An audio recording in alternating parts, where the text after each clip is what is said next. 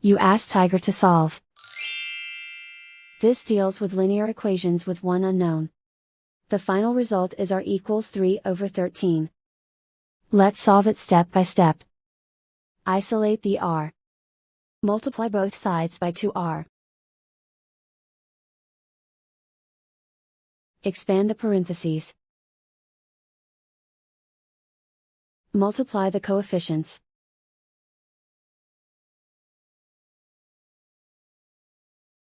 Find the greatest common factor of the numerator and denominator. Factor out and cancel the greatest common factor. Multiply by 0. Isolate the r. Multiply both sides by r-1. Expand the parentheses.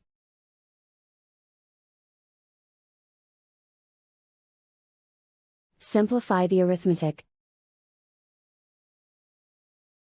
Group like terms. Simplify the arithmetic. Multiply by 0. Group all constants on the right side of the equation. Add 3 to both sides. Simplify the arithmetic.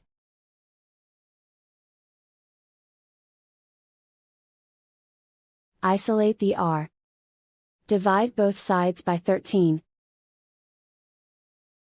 Simplify the fraction. And so the final result is r equals 3/13.